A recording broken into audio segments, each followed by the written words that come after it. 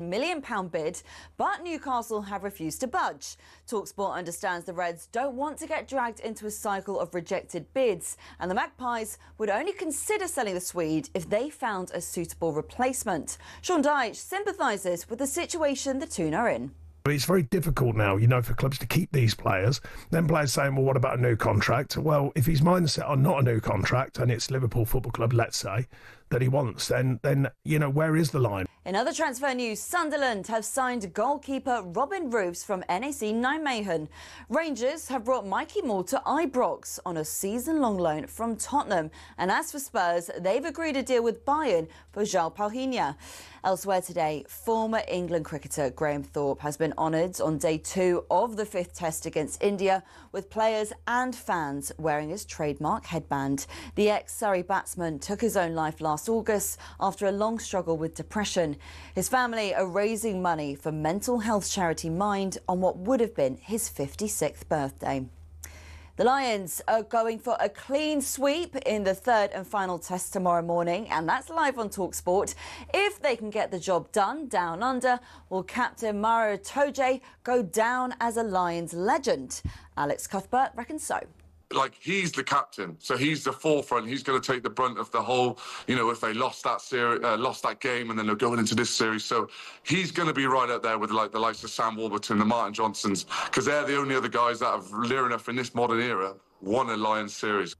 Don't forget, talkSPORT's live coverage of the game begins at 10 a.m. tomorrow morning. And it was another McLaren 1-2 in the second practice for F1's Hungarian Grand Prix. Lando Norris topped the timesheets with championship leader Oscar Piastri second. Ferrari's Charles Leclerc was third and teammate Lewis Hamilton placed fifth. For all the latest on these stories, you can head to talksport.com.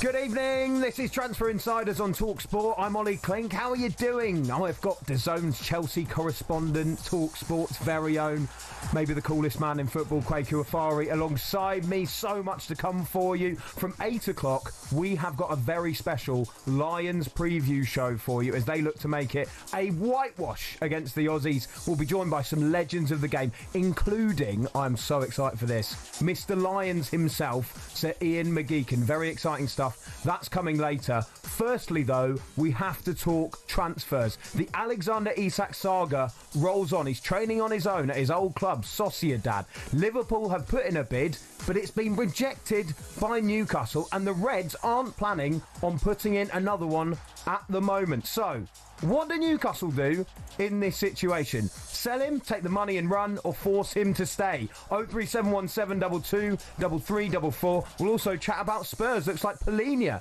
is coming through the door. We'll talk about Chelsea. Should they take Garnacho from Manchester United? Because what they need, obviously, is another young forward, isn't it? That's exactly what they need, Chelsea. Plenty more alongside. Here we go. This is Transfer Insiders on talkSPORT.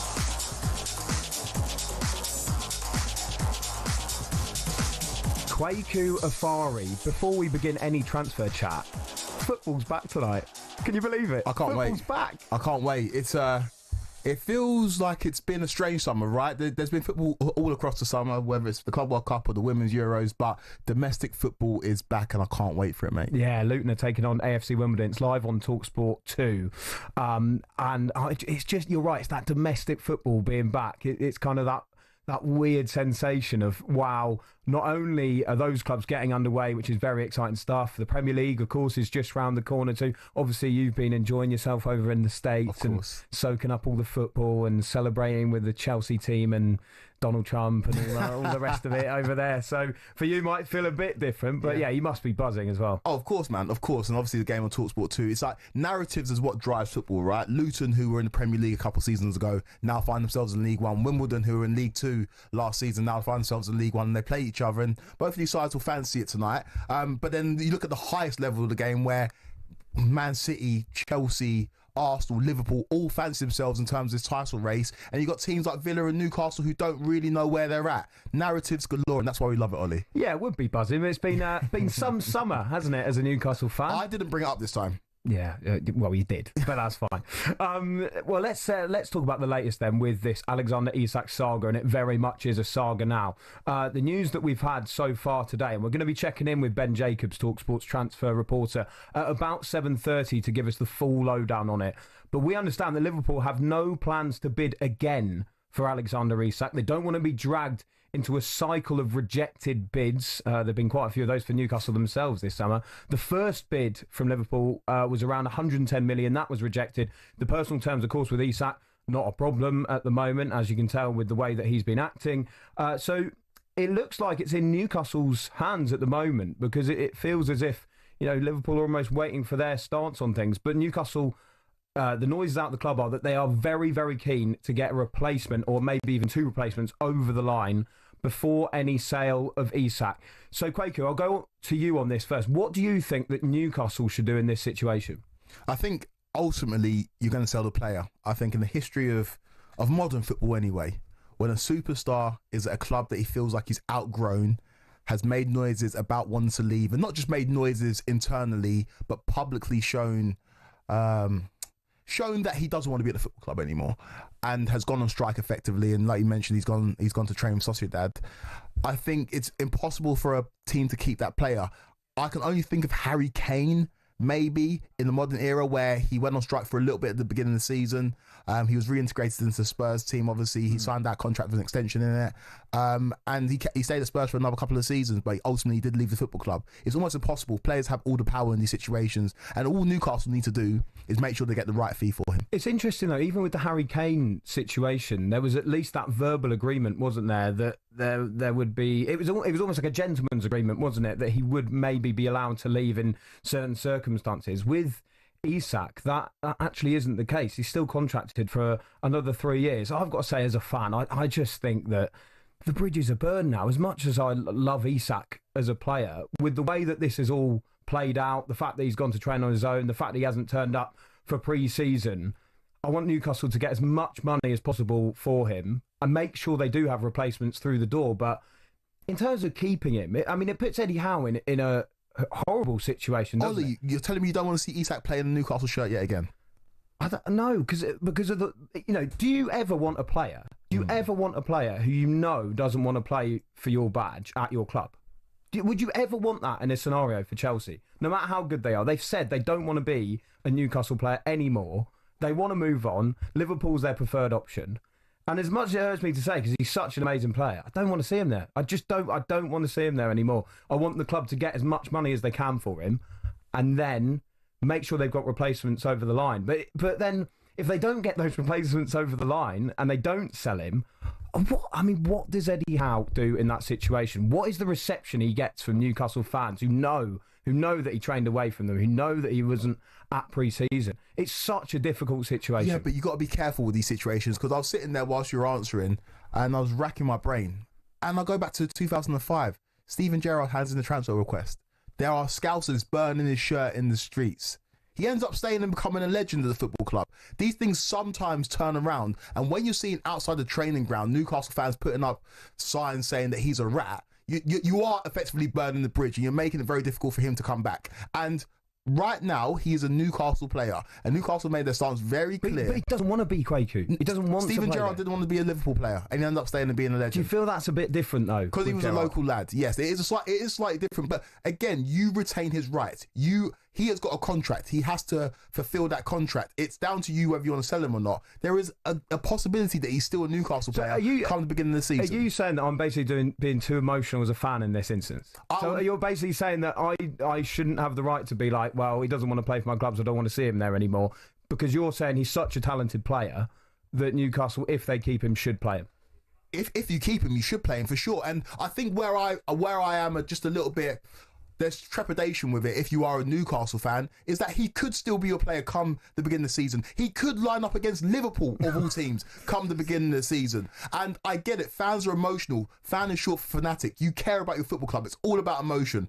But he is still a Newcastle player. And so to call him a rat, this is only pushing him further away from your football club. You want this to end amicably, I'm assuming. And of course, he's not helped the situation. He's a player that has almost burnt these bridges by refusing to come to the pre-season tour and training alone.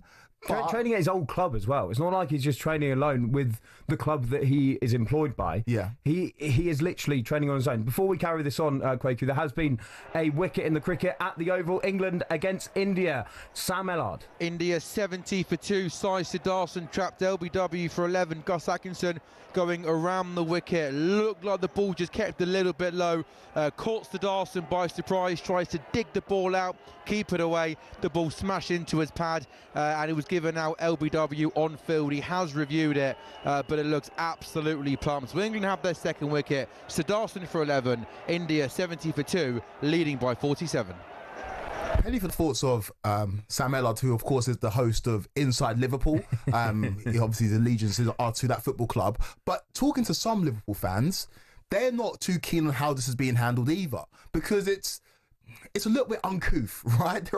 Normally there's a bidding war. For a player like Alexander Isak, there are multiple clubs involved. But right now, we know the destination. We know where he wants to go. And what this has forced fans to do is go and look at videos from the League Cup final, the happiest day of your life as a football fan. Yep. And you're like, well, he was talking to Van Dijk after the game. Was he plotting it from there? It's ruined and tarnished his legacy at the football club. And I'm talking to some Liverpool fans who are like, yeah, we want him, but like, this is a bit much right now because everybody knows we are the only bidder and Newcastle want to bring in a replacement.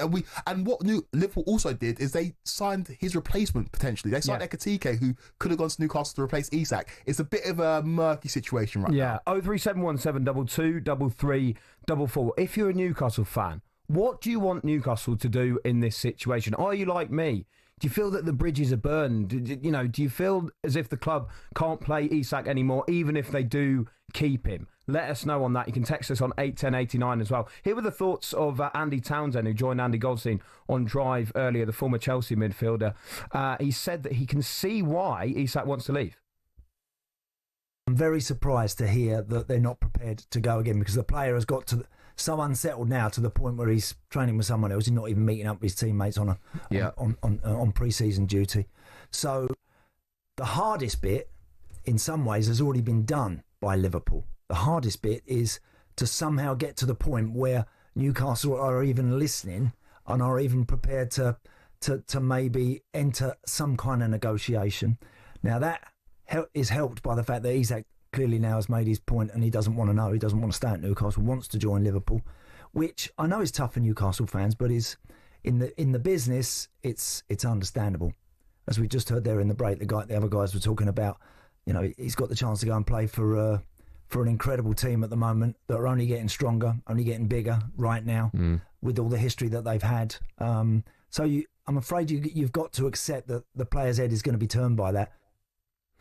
Yeah, the thoughts of Andy Townsend there. We've had a text through from Mac, the Toon fan. He says, you do what we did after we nearly sold Anthony Gordon for PSR reasons. Howe takes Isak back, reintegrates him, and makes sure he's playing well for that team. It's interesting because Anthony Gordon's been speaking about this situation. He said it's really difficult. I understand what Alex is going through. I feel for him.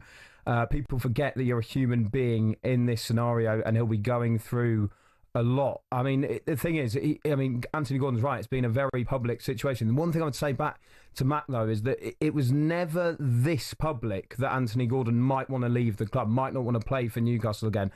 This is very public that Alexander Isak clearly has had his head turned. Yeah, no, this is very public, but it doesn't ever feel nice when you're the potential seller, right? Like, Arsenal fans are rejoicing at the fact that Victor Gyökeres went on strike and he stopped training for Sporting and he forced a move. But if you're a Sporting fan, you hate it, and it never feels great. And it's not apples to apples in terms of the Anthony Gordon move to Newcastle from Everton. But Everton, he's a boy from the area, and they would be reluctant to sell him. But you were the club that were the bigger club, and you bought him. It doesn't feel nice, but it's the hierarchy of football. Craig is a Newcastle fan. Craig, what do you think Newcastle do in this situation with Isak? Good evening, mate.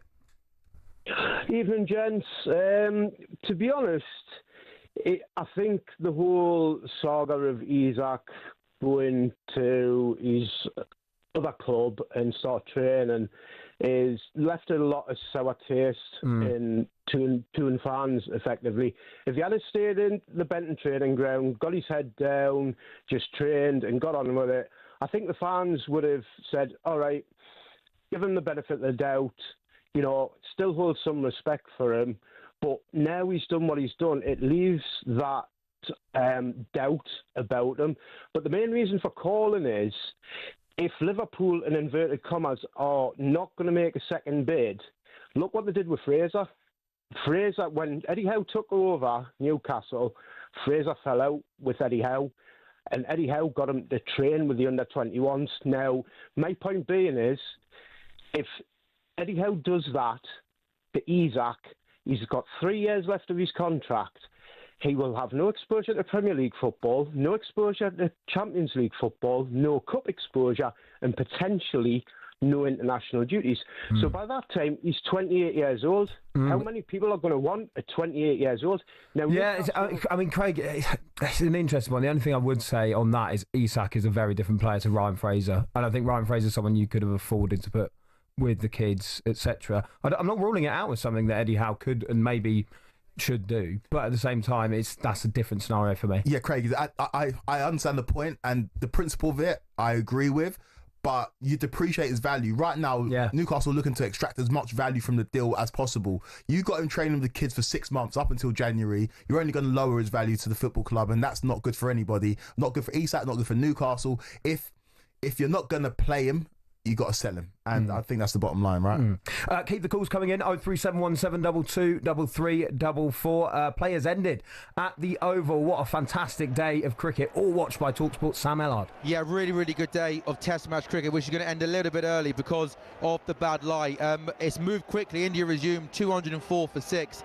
They lost 4 wickets for 6 runs, being bowled out for 224. England cruising in their first innings at one point, 109 for 1 at lunch. But fair play to India. They fought back really well to bowl England out for 247. So a second innings lead, a slight one of 23 for England. India close 75 for 2. Yashasvi Jaiswal was dropped twice. He goes in not out on 51. There was plenty of chat, plenty of needle, plenty of ag during the day's play. Right at the end, when Sai Siddharthan was LBW to Atkinson, words exchanged between the India batter and the England fielders. It's been a great series, and as we go to day 3 tomorrow, boys, it's set up beautifully. End of day 2 into the third innings. India go to the close 75 for 2. That's with a lead of 52 runs.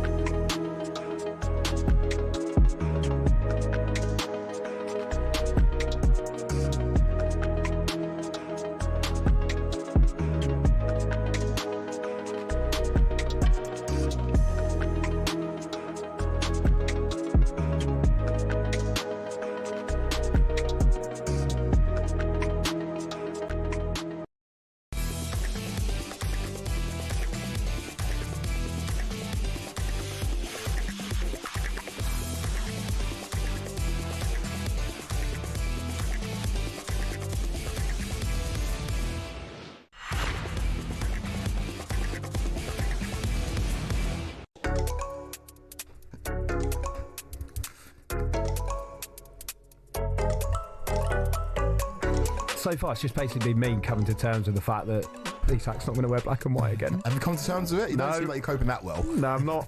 You know I'm not. I've spent most of the last 2 weeks in the fetal position, mate. You know that. Nothing left. This is Transfer Insiders with me, Olly Clink, alongside Kweku Afari from 8 o'clock here on talkSPORT. It is a Lions preview special. I'll be alongside topSPORT. We've got some fantastic guests for that as well, so stay tuned.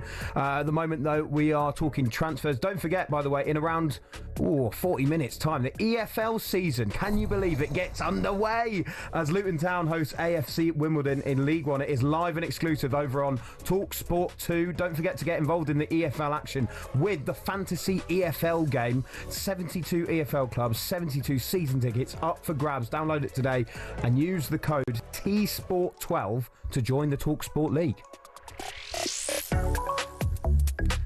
Had a couple of texts on the Isak situation. Jamie's a Newcastle fan, says he feels it's too far gone now.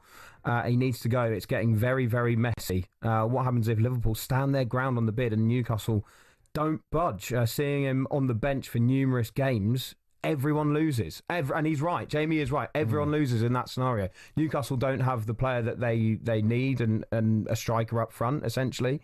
You know, Liverpool don't get Isak through the door, and Isak himself doesn't get to play, and he doesn't get his move. So it is a situation that needs resolving, isn't it? The deal gets done. I know that Ben Jacobson, we're reporting that they don't want to put in repeated bids in terms of Liverpool to Newcastle, but we all know what the destination is for Alexander Isak, or the potential destination. I think both parties get the deal done. I genuinely think, Ollie, I know this seems doom and gloom, but 130, 140 million for a player that's only ever given you 2 seasons in his career of 20 league goals plus, and he's constantly injured, you take the money and you run. You're saying he's not very good? He's quality, but 130. It's a lot of money. It's a lot of money. It is a lot of money. Now, let's move on for the moment. Get your calls in still, 03717223344. We'll take some calls on that situation. But I want to chat about Spurs as well, Kweku. We understand they have agreed a deal for João Palhinha from Bayern Munich. It'll be a loan deal with a €30 million option to buy. The personal terms already agreed as per last night, and I think a lot of Spurs fans throughout this window have kind of looked at it and gone,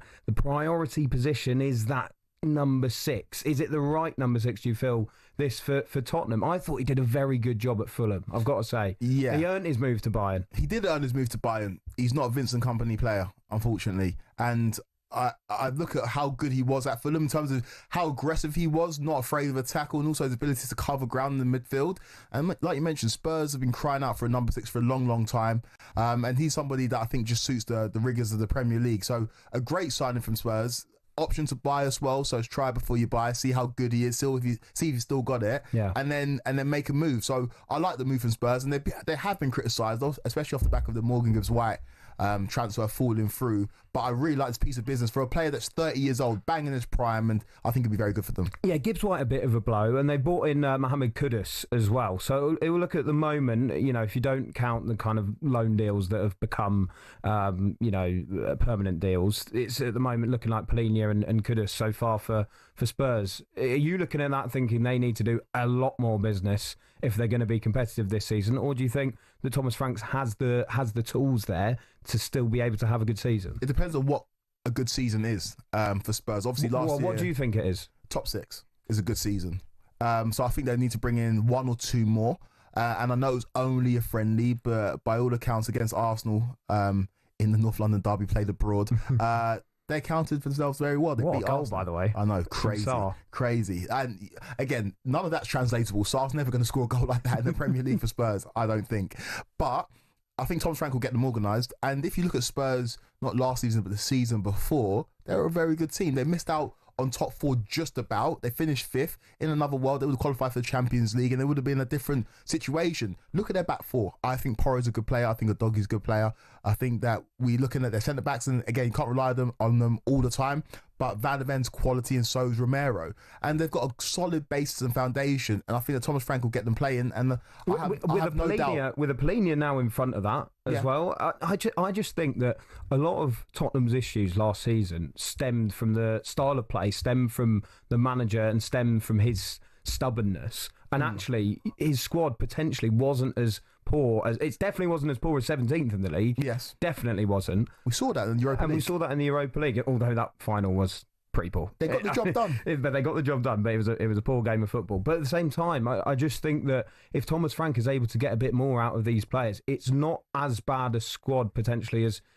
people might make it out to be. You've got a decent number 9 leading the line in Solanke too. Some exciting attacking players and bringing the likes of Kudus into the club. Maybe a bit more business. Where do they finish, Ollie? Next season, with the thing is they've got Champions League football as well, which of course does take it out of your squad to a significant degree. So I'm going to say that they come around 7th. Okay. Around 7th. And I don't think that's the worst season ever. With a bit of a run in the Champions League potentially as well. But I don't think that's the worst season ever and wouldn't be the worst start for Thomas Frank. But they're very hard to predict, Spurs. I've genuinely got no idea how it's going to go for them.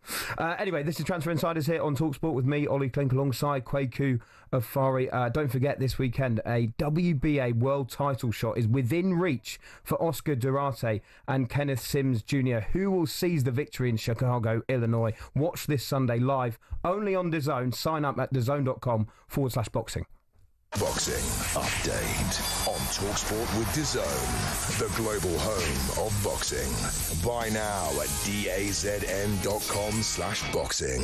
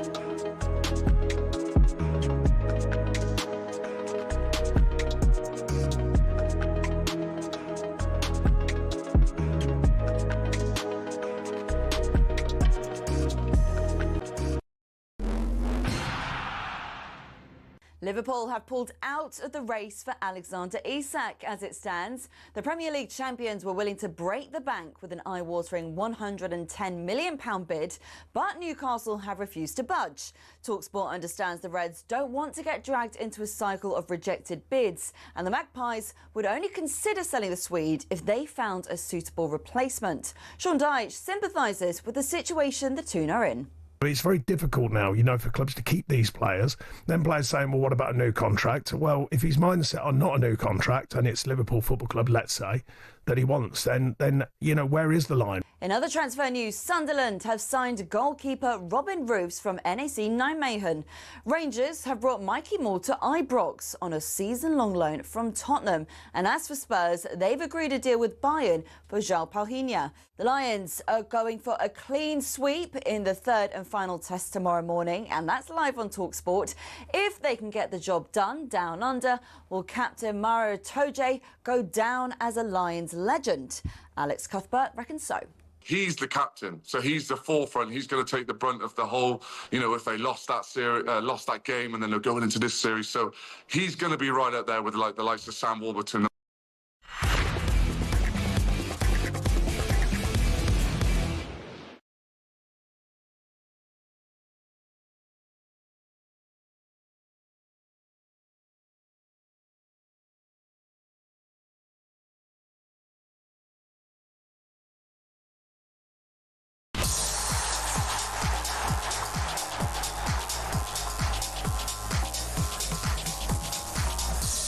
His goal in the League Cup final wasn't even that good, was it?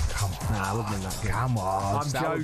I'm joking. This is Transfer Insiders here on talkSPORT with me, Olly Clink. I'm alongside Chelsea fan, DAZN's Chelsea correspondent, Kweku Afari. This is your whistle-stop tour of the biggest transfer news of the day. talkSPORT understands that Newcastle have rejected a staggering £110 million offer from Liverpool for striker Alexander Isak. Elsewhere, Spurs have agreed a deal with Bayern Munich for Palhinha. It will be a loan deal with a €30 million option to buy. We're going to get Kweku's thoughts on that a bit later on. Meanwhile, according to reports from The Athletic, RB Leipzig are interested in signing Manchester United striker Rasmus Højlund, whilst Chelsea are expected to make an offer for Alejandro Garnacho. Interesting. This is the Transfer Insiders on talkSPORT.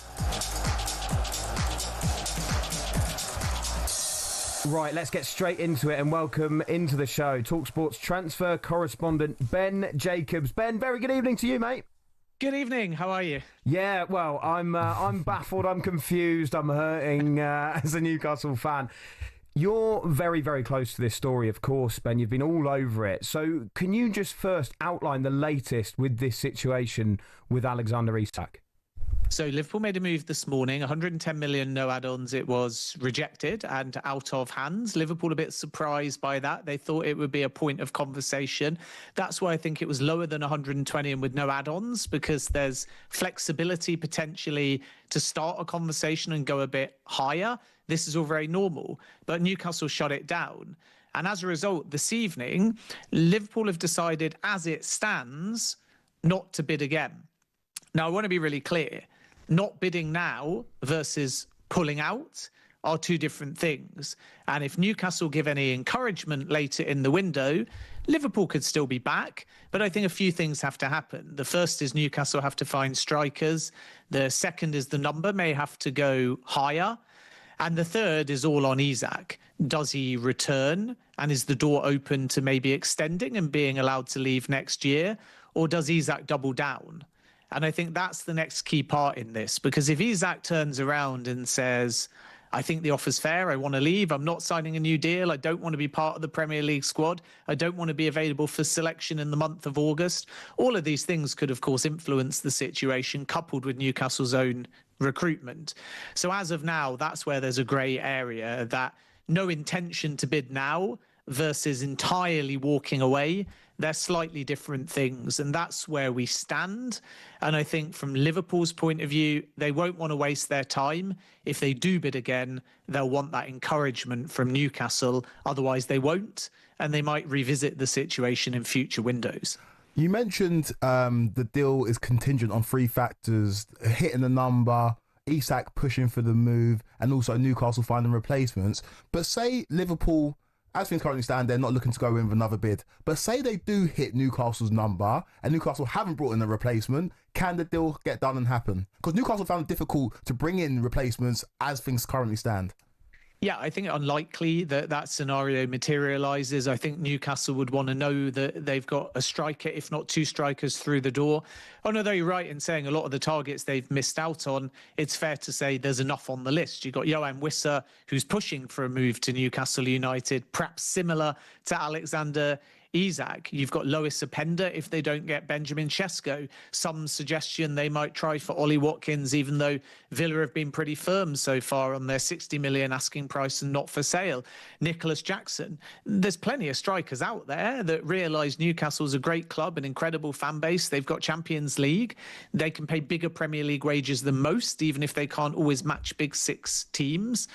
So I think even though they've missed out on targets, there will be a way of Newcastle finding more than one attacker between now and the end of the window. But I don't see a scenario where they quote back a number Liverpool are prepared to pay anyway and do the deal without replacements coming in. So if it's to happen, there'll be a few clues. The first is maybe Isak not to return and reintegrate.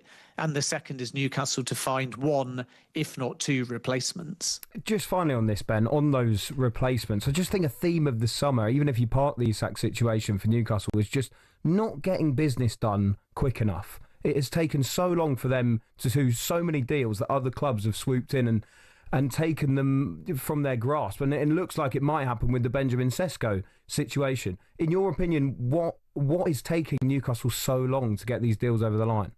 I think some of it is just the level of ambition. They're coming up against Big Six teams sometimes, and just having Champions League football isn't enough because they're not going to break their wage structure, even for Isak, if they were to propose a new deal. There's no possibility of them offering all of these players the same kind of money as, for example, a Chelsea with João Pedro. That's one aspect to it. And the other is that Paul Mitchell is outgoing and gone now. They don't have a sporting director. So steering the ship to an extent is Steve Nixon, Eddie Howe, Yasser Al-Rumian maybe getting involved as well and complicating the situation. So when you don't have a clear point of contact in a sporting director, when you have an outgoing sporting director who, in the case of Isak, chose not to offer him a new deal 12 months ago, it complicates the situation and it can lead to a lack of movement. I think the other factor is that other clubs like Liverpool, who closed their financial year in May, were very bullish in June, knowing it was all on the next financial year. Newcastle maybe have chosen to wait and be slower, partially down to a strategic mismatch, partially down to Mitchell exiting, and partially also waiting for July and the new financial year. So add up that level of ambition and therefore competition, the fact they don't have Mitchell or a new sporting director, and now specifically with Isak, the fact that Yasser Al-Rumian's a wild card in all of this. He's the chair. He's representing PIF. The owners maybe are wanting to show a little bit more ambition and swagger as opposed to just doing deals and allowing exits to take place. And this, I think, has led to stagnation. And now Newcastle need to align internally and have a very clear plan. Otherwise, there's a danger that they'll start to run out of time in this transfer window. Really, really quickly before we move on to other stories. Newcastle host Liverpool on the 25th of August, both sides' second league game of the season. Is there a desire to get this deal done before that date? Otherwise, things might become very, very uncomfortable. Yeah, my expectation is that 3 months ago or so, when it looked like Newcastle were getting Champions League football, there were three scenarios. One was he left for Liverpool. Two was he just stayed because he was well contracted and Newcastle got Champions League football. And three, of course, that he extended. Now I think there's a scenario where Newcastle realise it's untenable to just shut the window and keep the player. So I think before that game, Newcastle United will either want Isak to have signed new terms with an out, allowing him likely to leave in a year's time, or they will have engaged with the Liverpool Football Club before that game. If they don't, and regardless of that fixture, if you just move it a bit earlier to the first game of the Premier League, you can have a situation where every single week, Eddie Howe is asked about Alexander Isak. He's asked, have you returned? He's asked, is he in the squad? He's asked, will he play in the first Premier League game of the season? And then imagine the storm if the window's open and that game comes and there's still not clarity. So I think we'll get clarity in the next 2 weeks, and it will be based upon, does Isak return? Are Newcastle and Isak going to get in a room and somehow sign a new deal, but with very clear terms, allowing him an imminent exit in 12 months' time? And if that doesn't happen, I think Newcastle will take encouragement long before that fixture takes place. Whatever happens, that is going to be an electric game at St James's Park. There's plenty of other stories, though, Ben, that we need the latest on. How about João Palhinha to Tottenham? This one's done, medical and all the formalities ongoing. João Palhinha to sign on a loan, but with a buy option in and around the 30 million euros mark, 25 million fixed, but bonuses already pre-agreed. Palhinha has agreed terms too, both in terms of the loan, which is easy because it's full wage coverage, but also after that in case he stays more permanently. So Palhinha is hoping this is a permanent return to the Premier League, but the structure's a loan with a buy option to begin with, and Spurs find a central midfielder, and now they'll look for someone to play in a more advanced position and even filter out to that right-hand side. And I think Tottenham are going to be busy between now and the end of the window. Oh, that's interesting, because we were talking about maybe a few more reinforcements for Thomas Frank. What about Chelsea then, being linked with Alejandro Garnacho? Obviously, they need a new young forward, Ben. So it's obvious that they're linked with him. But how strong are these links? 3 quick updates on Chelsea. The Alejandro Garnacho situation could develop. It'll be interesting to see if Chelsea do that on a permanent transfer. If so, I think the number may have to drop significantly north of the £30 million mark that Chelsea have thought of, and south of the 45 million valuation maybe that Manchester United have been looking for. So maybe a bit later in the window, simply because Manchester United's and Chelsea's valuations are a bit apart. But there could be a scenario where instead of it being a permanent transfer, it follows a very similar pattern to Jadon Sancho. So if Garnacho really waits and says he only wants Chelsea, are Manchester United forced to do a loan with an obligation with an override clause like with Jadon Sancho? And I think Chelsea would go for that as well, because remember, Giovanni Quenda's arriving on the left-hand side in 12 months' time. So they're not as covered now on the left wing, but they will be in 12 months' time. Then you have Joral Hatto, medical and formalities ongoing. He's going to sign a 7-year deal with a 1-year option, 43 million euros, seen as a left-back rather than a centre-back, but can play both. And Xavi Simons talks are still ongoing, and they're verbal at the moment because Chelsea are trying to work out whether they can get this one almost in place before they actually put it down on paper. And there is still some confidence, even though Leipzig are holding relatively firm on wanting in or around 70 million euros. Kweku, you having Garnacho to Chelsea? I'm warming to the idea, for sure. One thing I would be reluctant to do as Chelsea, and I think Man United would be reluctant to do this as well, the same deal that Chelsea did for Jadon Sancho, the obligation with the override, because if you look at Manchester United, it's left them in the lurch with a player that is on high wages that can't seem to find a landing spot. And for Chelsea, it was try before you buy it, but it didn't really work out. If Garnacho has to come to Chelsea, I want it to be a permanent deal, but I don't want to overpay for a player, because let's be honest, Manchester United are rivals, and that would represent pure profit. I believe Garnacho being sold to Chelsea on the balance sheet, and there's no way that as a Chelsea fan I want to help out. You're that worried about Man United, really? No, but it's 15th. No, but like if you just undo the Mason Mount deal for me. Ben, Tyler Dibbling, talk to me about him, because Everton, I believe, have had a bid rejected by Southampton. £27 million, but add-ons on top. So in and around 30, maybe even slightly above that number. And Southampton have been informed already that Everton will be back. So I'm expecting this one to resolve itself relatively quickly. We'll have to wait and see if other clubs come in for Tyler Dibbling. Spurs, Newcastle, Manchester United, Leipzig. They've all looked in the past. But remember, 6 months or so ago in January, the price was allegedly from Southampton insiders 100 million.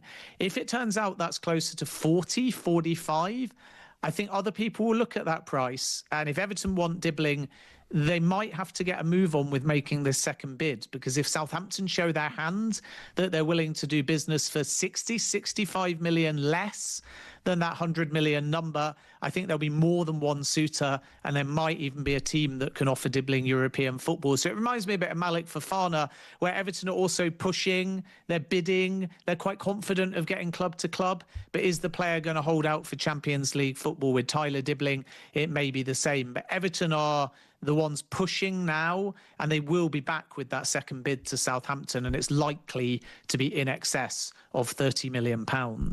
Ben, just finally, we had a brilliant text through whilst we were talking about the Isak situation on 81089. It says, Ollie, I feel the pain in your voice. Is it that obvious? It must be. It must be that obvious. But this text says, I'm wondering what Newcastle's stand is when they're talking to striker targets, when they're talking about Isak. Are they admitting to players that Isak is going? or are they saying that they're going to be, playing with Isak next season? Do you have any insight into that? I know it's very difficult to know what's going on behind closed doors. Pretty easy answer, actually, because they told Hugo Ekitike it was Ekitike and Alexander Isak. Of course, some sources say you can't fund that at £70 million or more unless Isak was always going to go. But with Ekitike, they definitely told the player when they were going head-to-head with Liverpool that it was a case of both Ekitike and Isak. They said the same to João Pedro. So I have no indication that Benjamin Sesko would be told that you're replacing Alexander Isak. But key to this in showing Newcastle's hand, which is where there's still a glimmer of hope later in the window for Liverpool, is the fact that this isn't only one attacker for Newcastle United, this is two. So it's not Sesko or Wissa, it's Wissa and Sesko. And if both came in, then I think all signs would point to the fact that then Liverpool might be able to return to the table with some encouragement. And this is why there's that key difference once again between Liverpool having no plans as it stands to bid now, but that stance changing if Newcastle United get in two attackers and then call them up and say, bid again. And at that point, the deal could still get done. Or just play them in a front three, entertainers again. That would be great, wouldn't it? Ben, thank you very much indeed. Always a pleasure. There we go. Ben Jacobs, talkSPORT's transfer correspondent. With the latest there, and I'm fine. Don't worry about it. Yeah, you don't look fine, mate. It's okay. It's okay. It happens. Don't forget tonight over on talkSPORT 2, it is Luton against Wimbledon in League One. EFL football, domestic football is back. They're approaching kickoff in that game. It's just under 12 minutes away. Hugh Wozencroft is your host for that game. Nigel Adley is alongside the former Newcastle midfielder Darren Ambrose. Up next here, though, on Transfer Insiders, we're going to be taking a deeper look at Manchester United, who might be losing Rasmus Højlund in the summer. This is Transfer Insiders on talkSPORT.